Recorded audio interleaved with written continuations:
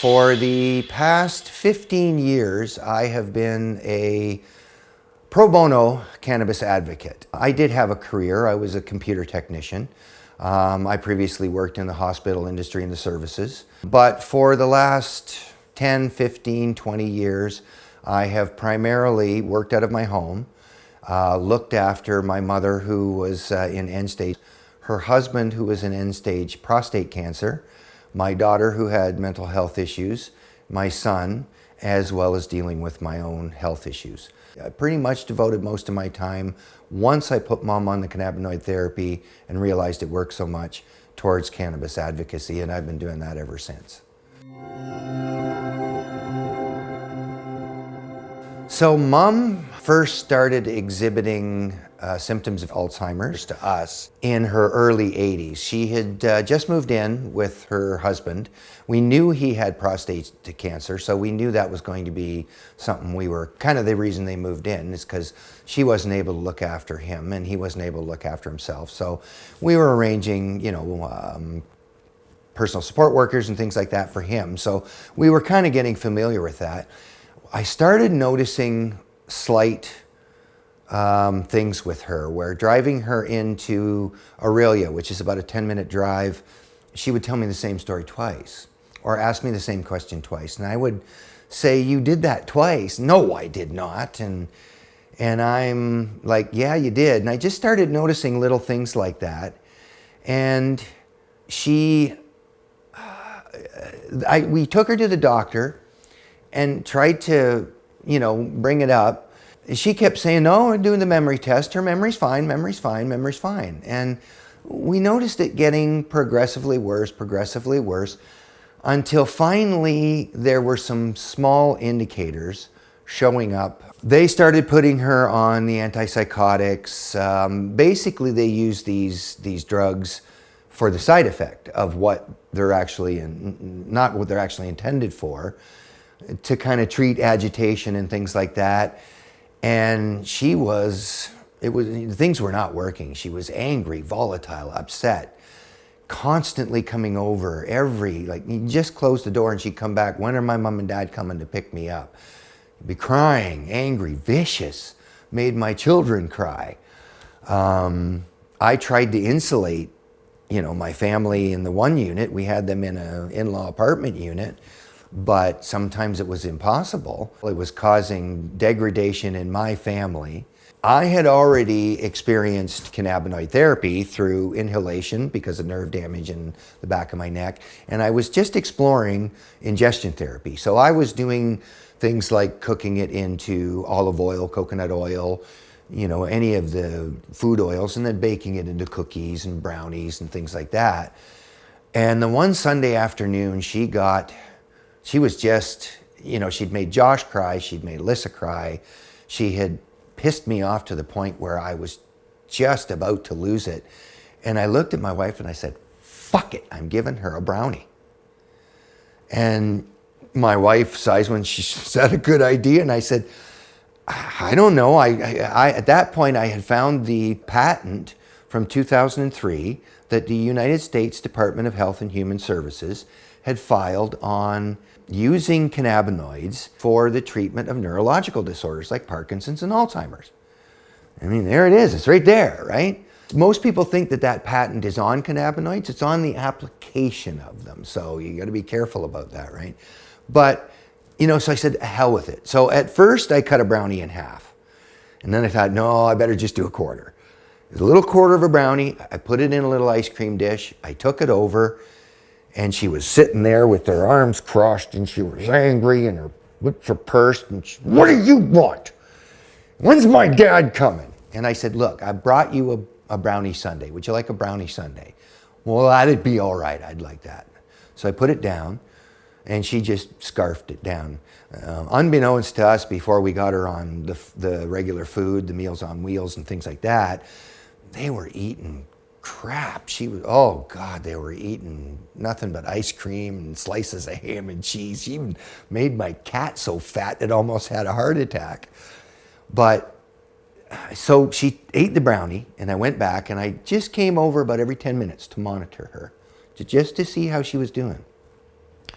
And about half an hour, 45 minutes, maybe an hour into it, I went over and I said, how are you? And she looked at me and goes, I feel a little giddy. And I said, are you okay? And she said, yeah, I feel pretty good. And I said, are you watching TV? And she goes, yeah, I'm watching an old movie. And she said, when's my dad coming to get me? I said, I don't think your dad's coming to get you today. She goes, oh, okay. That's okay. All right. Are we going to have supper? And I said, would you like to come to our place for supper? I would love to. Yeah, I'd like to come for supper. And I went back over and I went to my wife and I said, you got to go over there. She said, I'm not fucking going over there. There's no way. I said, go over there. Just go over there and say hi. And she went over and 5 minutes went by, 10 minutes went by, 15 minutes. She comes back and goes, I don't believe it. It's like night and day. She came over. We had dinner. I was laughing. Mom was laughing. My wife was laughing. The kids were laughing. We almost had her back. So she sat there. We had dinner. We had dessert. And I said to my wife, I said, that's it. I'm doing this. Now, I was taking it illegally. I didn't have a script. And I'm about to give it to my 82-year-old mother, who is legally under my care. And I have power of attorney for her medically now. So I'm putting myself right there, abusing a senior. I said, I don't give a shit. I started to petition my doctor, her doctor. She said, well, then you need to get a geriatrician, right? Get a geriatrician. Geriatrician assesses her. I don't like this cannabis thing. I want to put her on this antipsychotic. I think this will work. I said, Doc, you're going to send her off the roof. Oh, I don't think so. You trust me on this. I said, okay, I'll try it. But if you only agree that if it doesn't work, I go with what works. Agreed, no problem. Okay, 2 weeks. I'll bring her back in 2 weeks. She's sitting there smiling, pleasant, the whole time through this whole thing. 2 weeks later, I bring her back. She's just bouncing and flapping and twitching. And I said, look at what you did. Can I continue? Okay, well, if that's not working, so let's take her off it. And if it's not broke, don't fix it. So I said, okay, fine. So I let that appointment go. Called him up a week later and I said, I need a letter of diagnosis for Alzheimer's from you so that I can take her to a cannabis clinic and get a legal script. Right now I'm breaking the law. I don't want to break the law anymore. I want to do this legitimate. Oh, well, okay, I'll get working on that. I had to phone him again and again. I have a recording of his nurse phoning me back and asking me why I needed the letter of diagnosis. Every patient in this province has a right to their own medical records or to the people who are in charge of their care. They had no right to refuse. I called her back and I said, what the hell business of it is yours? Can I get the letter? So I went into the office, talked to the receptionist, and I said, look, I want the letter of diagnosis for Alzheimer's. I don't care what you think it's for. It doesn't matter to you.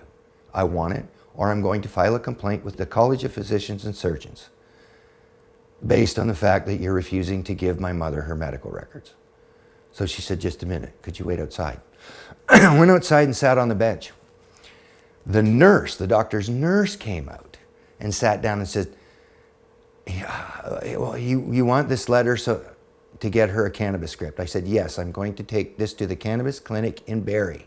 I'm going to get her a legal script so I can start giving her this from a legal dispensary. I want to do this legally.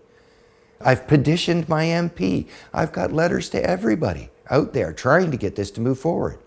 You're even violating your code of ethics and the laws of Ontario to prevent me from doing it. And she said, all right, here's your letter. That would have been probably 2014 or 15. Already had a meeting with Bruce Stanton, who was our PCMP at that time in that district, and laid out everything to him. And, you know, God loved the man. He was honest. He said, I get it when it comes to cannabis and legalization and even the medical aspect. We've got a leader that never will. So he was honest. There was a very, very staunch anti-cannabis conservative prime minister. I mean, Stephen Harper even publicly said that cannabis smoke was exponentially more damaging than tobacco smoke, which is patently wrong. Now, the assumption of that is because there's a larger number of hydrocarbons and carcinogens, but THC is a bronchial dilator, so you expel more toxins. Whereas when you take a bang off of a cigarette, it locks your lungs in. That's why these kids doing poppers is so dangerous. But back to Mom's story, I finally did get the letter.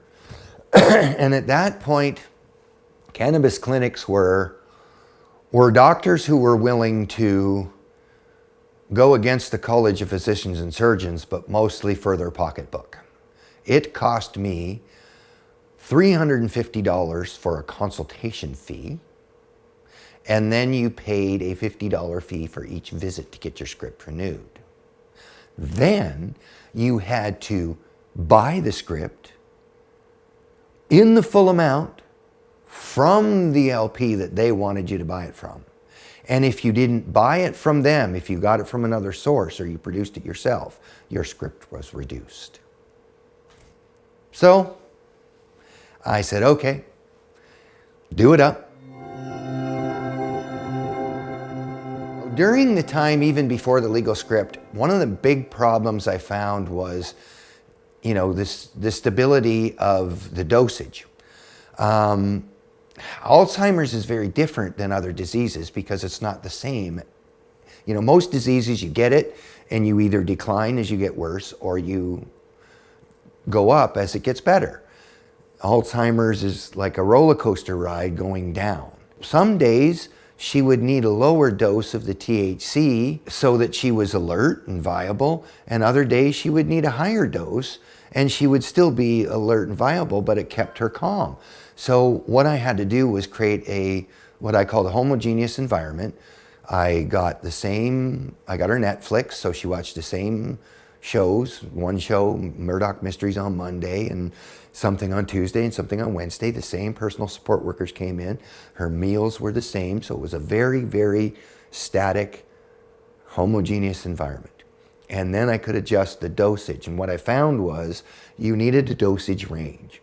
So you almost needed to go and assess the person first thing in the morning, find out how they're doing, how are they feeling that day, and then adjust the dosage a little bit to fit. And I found a pretty good protocol for her, to the point where the personal support workers would come over and say, it's time for her medication. And I would ask them, how is she today? And she goes, oh, a little bit of this, a little bit of that. And I could, you know, do upper capsules. There you go. Initially, it came in bud that I had to process, which was a problem too, because when I went to put her in respite care so I could get a break, they said, oh, we can't take this anymore because it's a drug that's been altered from its original form. And I said, well, what do you expect me to do? What do you want me to do? Hand you the bag and you're gonna shove a bud down her throat? So finally, luckily, there was a doctor at one of the Rivera homes, and he was doing a vaporization study at a home in Barrie. So he said, I'll sign off on the pills. So they took her in. So it worked out well. But I had to do a ratio. Initially, I did a ratio of about 2 to 1 to 3 to 1 THC to CBD. Once they got her in the home, and the LPs kind of perfected their coconut oil mixtures, she's got down now to where she was taking a primarily CBD, about a 4 to 2 CBD to THC during the day, and then we would give her a high 25 to 0 THC dose at night, and she would sleep right through the night. And the funny thing is, when she got into the home, they started realizing she was having symptoms of too much of her other meds. So they had to cut her other meds back. All kinds of them. I mean, I don't even know what they were. I just got notifications, oh, we're reducing this medication, we're reducing this medication, we're reducing this medication. So even at home, I had been over-medicating her, but because they weren't regular testing like they do in a home, we didn't know. I got her into the home, and with the cannabis meds, they were actually able to fine-tune those so that she was taking primarily CBD during the day and THC at night for sleep. But it started to reduce all of her other medications. I know she took them for arthritis, for water retention, various other things like that. We just kept getting notifications that we've reduced this medication, we've reduced that medication, even reduced some of her symptoms. A curious aspect, when she was still living with us and we were getting home care, there was an organization called CCAC that was, primarily responsible for organizing through that. Before we had put her on cannabis, they were coming and doing assessments to bring personal support workers in. And during the process of getting her on cannabis, the personal support workers started, and she had one assessment just as it started, but it had been about a year.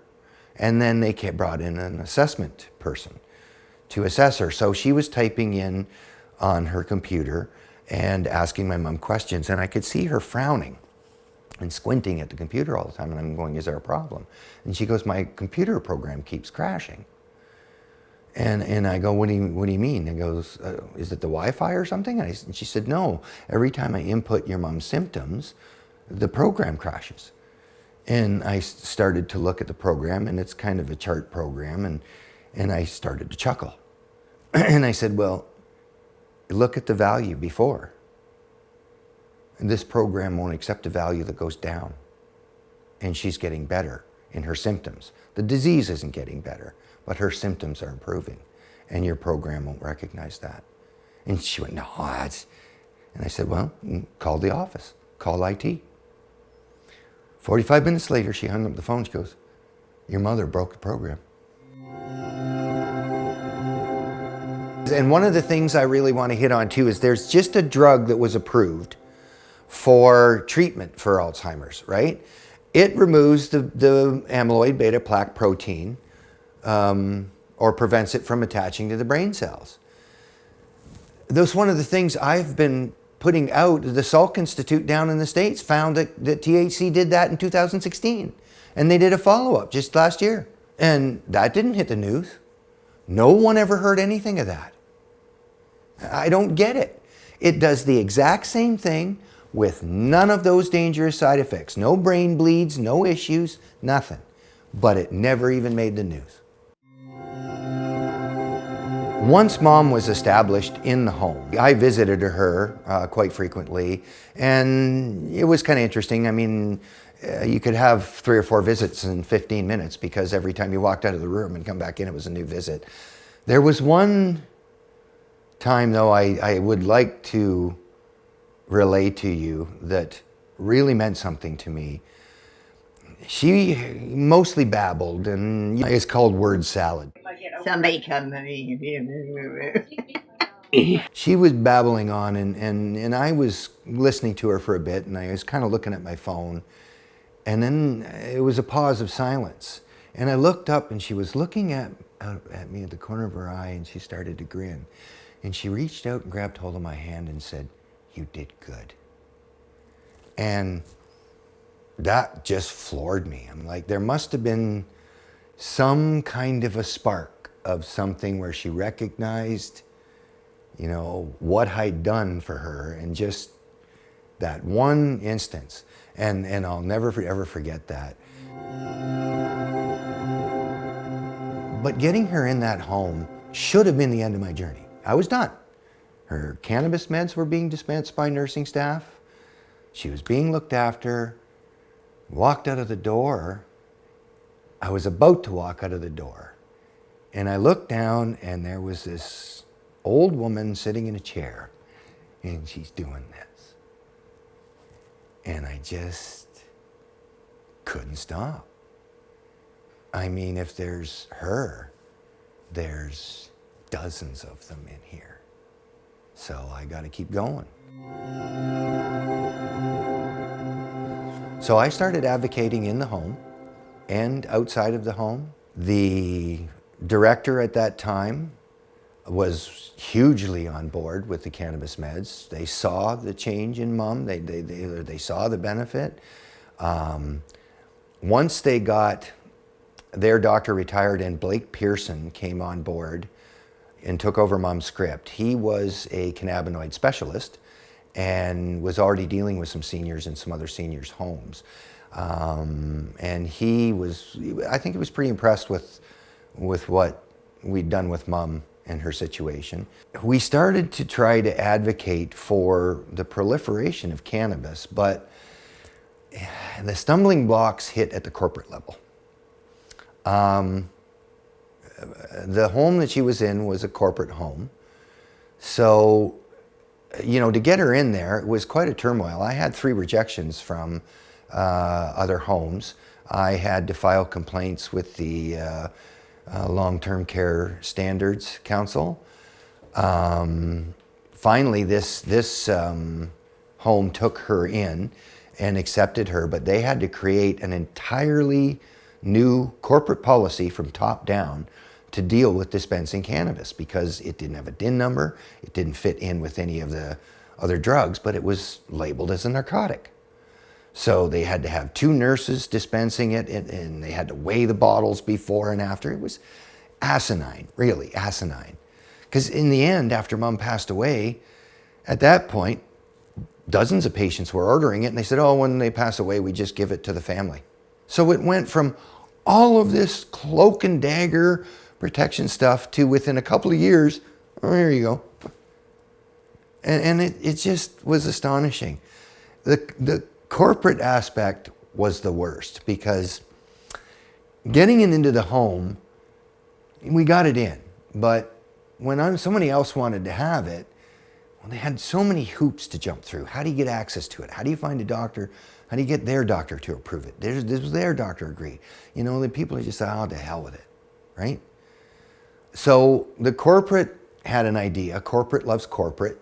They wanted to have a corporate deal with another corporation, an LP corporation, where we set up a deal, you supply us, and if they want cannabis meds, they get it from you. So the director of the home at that time really respected my opinion. She said, we're having a meeting about this. Would you be willing to sit in as a consultant? I said, absolutely, no problem. So the meeting came. I thought it was just an informal meeting. Turns out they'd all signed confidentiality agreements. I'd never signed anything. They let the girl representing the corporation know that. She said, okay, well, I guess we'll let it slide this time. And, they kind of talked about their proposal. I had a bunch of issues with the corporation itself.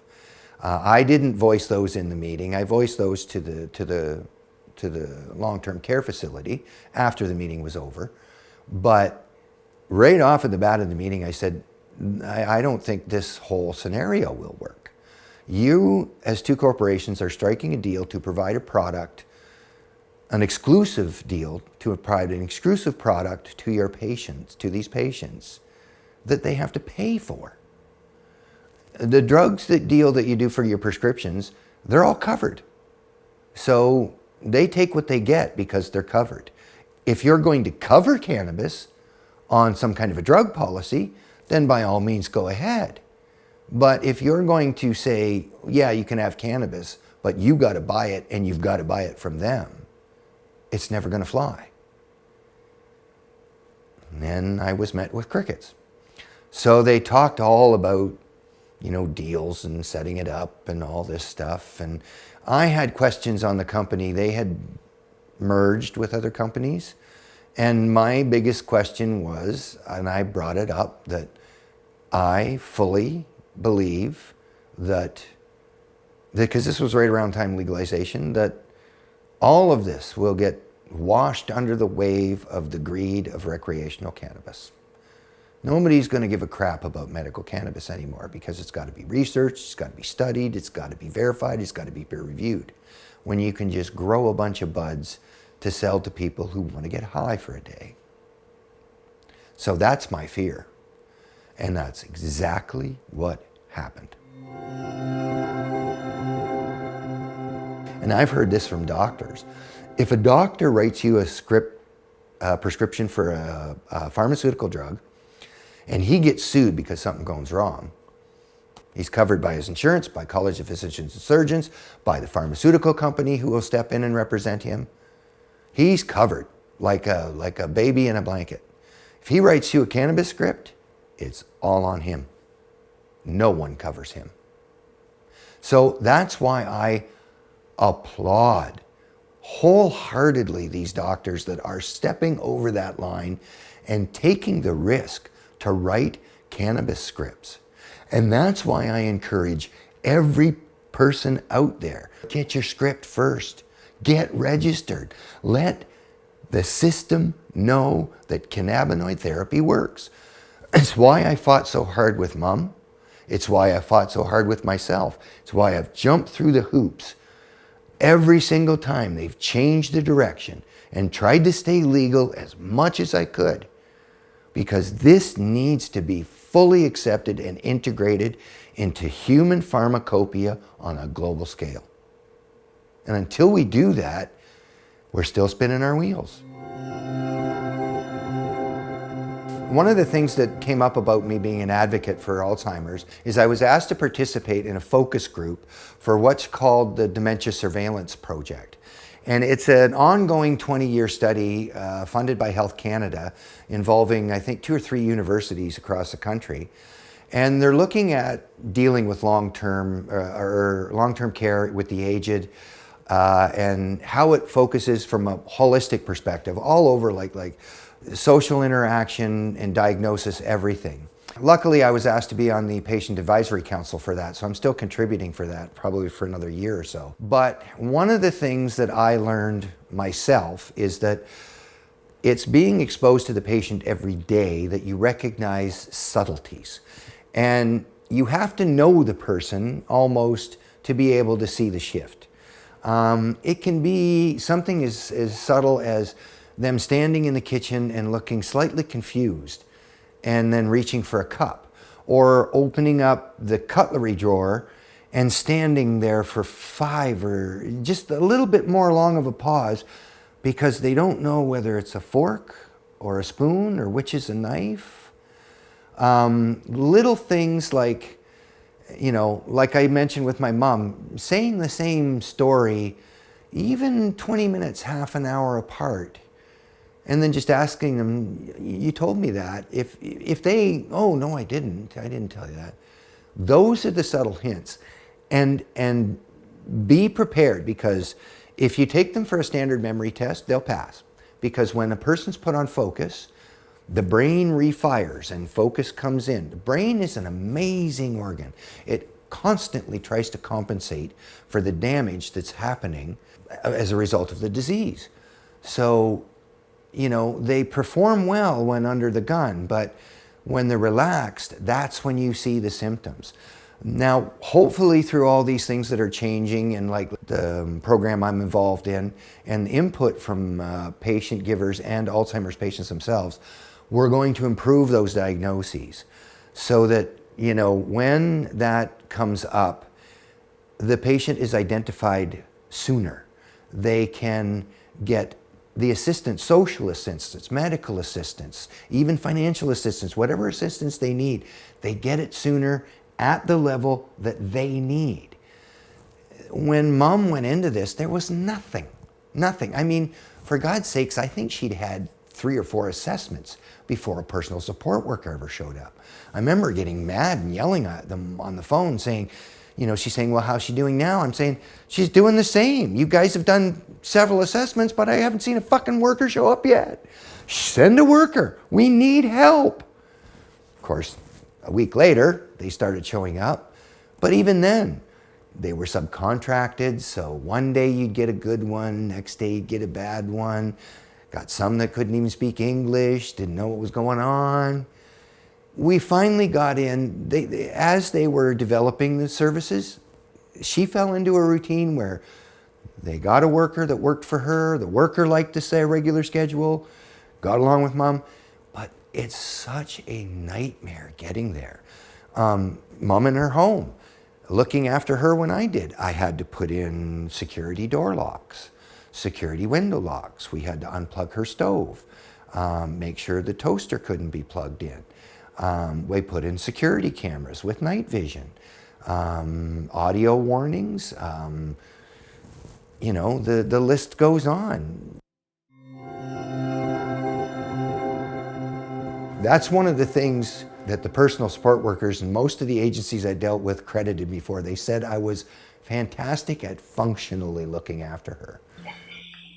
Like, Stevie says that for you.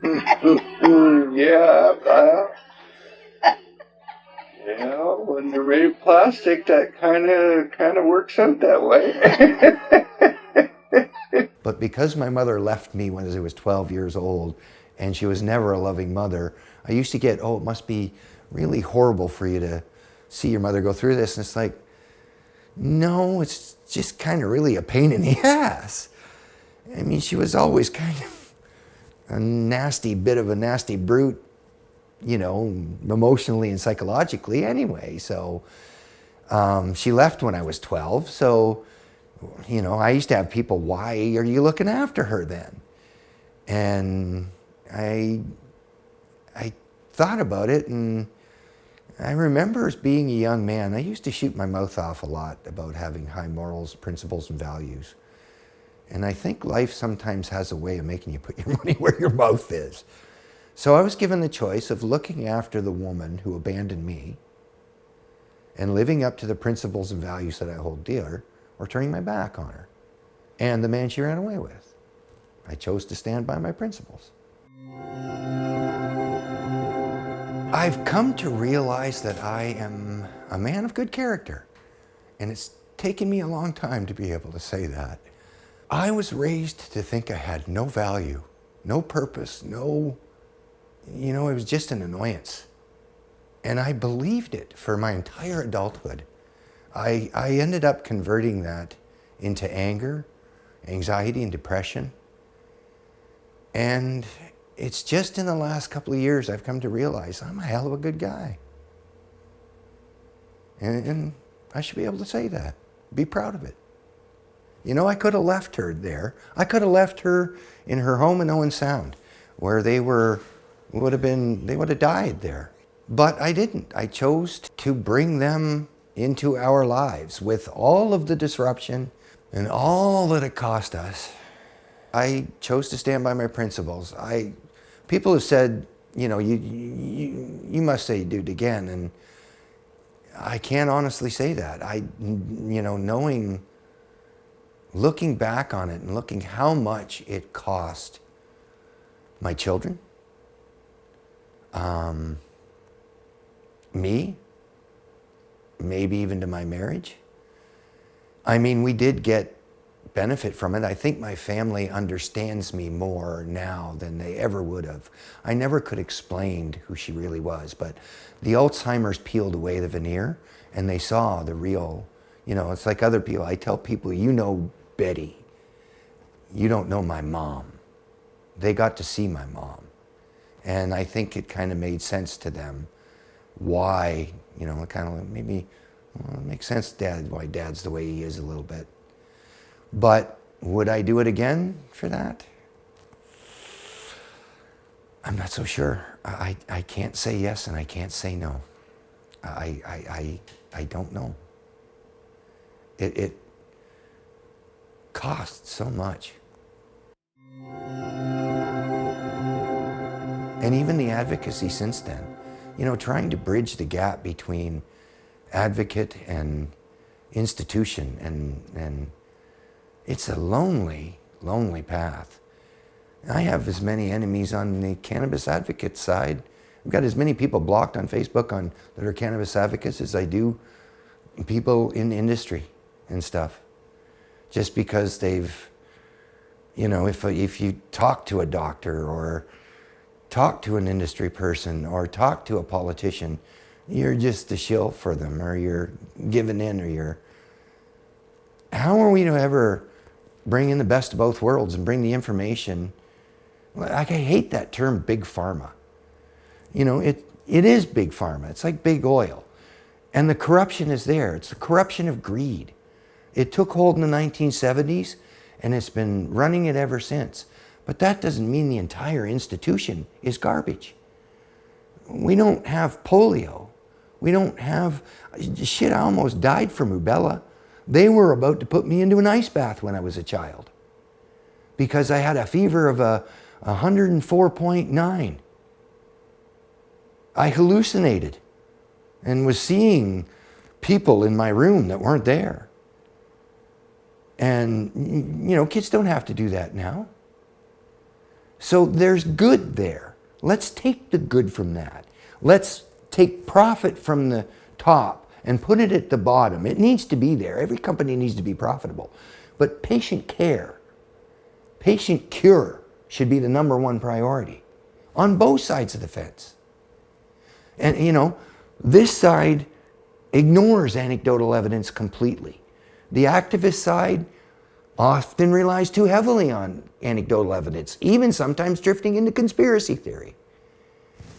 I'm about the facts and the evidence and bringing both of those pools of knowledge together so that we can move forward towards a truly holistic healthcare system that uses the current isolate and target, you know, system of pharmaceutical manufacture that has its place, and the holistic well-being that incorporates diet and consciousness, mind, body, soul, and anecdotal evidence. You know, if this person is doing something and it works, and he shows someone else how to do it and it works for them, there's something there. Let's explore that from a scientific perspective. It seems common sense to me, but when you get people talking around a table, you get ego involved, and you get agenda involved. And then when you get institutions talking around a table, you get mandates involved.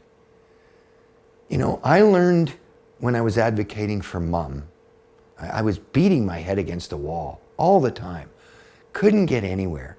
And then I read a quote that said, "You'll be amazed what you can get accomplished in this life if you don't care about who gets the credit." And I went, wow. So I started plugging into all of the contacts I had and connecting contact to contact and information to information and letting other people take all the credit for everything that's getting done. And it just flew. Nobody knows who the hell I am, but it got done. There's probably people in seniors' homes that are getting meds dispensed for them from nursing staff on site, at least in Ontario, probably all across Canada, because of Mum. I think Mum was the first one to have her meds dispensed by a nursing staff because they had to create a whole new policy. Other patients were doing it if they could give it to themselves, but I think she cracked the egg. And now it's all over in the homes, and the nurses are getting it from the LPs and popping it in these old folks' tongues, and their lives are improving exponentially. If that has anything to do with me and Mum, that's all the thanks I need. I started doing consulting and just helping people individually, mostly teaching them. You know, one of the issues with selling people stuff is it's illegal and causes a lot of problems. And being an advocate, my name appears on a lot of desks, and a lot of people are not very fond of me when it comes to but I've had to stir the pot to get things done, and I don't regret that, right? They were necessary things. So, but at one point I had a Facebook group for Alzheimer's, and there was I think over 1,000 members on there. I was helping people from China, Indonesia, Australia, everywhere, to deal with how to apply cannabinoid therapy to deal with the late stage symptoms of Alzheimer's. And then Facebook shut me down. Somebody complained about cannabis being on it or something like that, and it's been shut down ever since. At that point, I shifted over and I started focusing on LinkedIn as my social media outlet. And I think in hindsight, the shutdown of cannabinoid therapy for Alzheimer's on Facebook was a blessing in disguise. There's a much more larger arena of professionals, industry people, really prominent activists on LinkedIn than there is on Facebook. There's so much noise on Facebook. I've been in lots of groups on Facebook. Some of them even had to leave because the ideology and the hero worship of certain people just gets disgusting. But on LinkedIn, it's more of a business attitude, and I'm not about profit, but it's also about information exchange, right?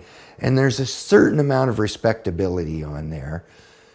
So I've got now several contacts on there that are doctors, nursing practitioners, research analysts. There's a fellow on there who's a specialist in pediatric pharmacology for cannabinoid therapy for kids and teenagers. I've got the president of the Columbia Panama Medical Association, who's a doctor, who's contact on there. Those are the kind of people that are changing things on a global scale. They're bringing the information from the fringe into the mainstream and allowing cannabinoid therapy to be applied through the medical system. She just posted a thing, and I think I posted it in the Kingsville medical cannabis group, that Columbia insurance companies now have to cover medical cannabis, just like every other drug. And we should be doing that here. I tried to petition the Ontario drug program to fund mom's cannabis meds, and I even got the doctor at the time to send in the form. They sent back an unequivocal absolute no, and even stipulated in a paragraph, do not bother filing a appeal. In other words, fuck you. So what do? I could hire a lawyer. I'd love to get a class action lawsuit going to have the Ontario drug program start funding cannabis meds. They are brutally expensive, abhorrently expensive, especially considering what it takes to produce them. Most of that burden on the LPs was on because of the original inception of it. I remember when they first built the LPs, their vault systems were more secure than most of the Swiss banks underneath the banks in Switzerland for dried cannabis bud.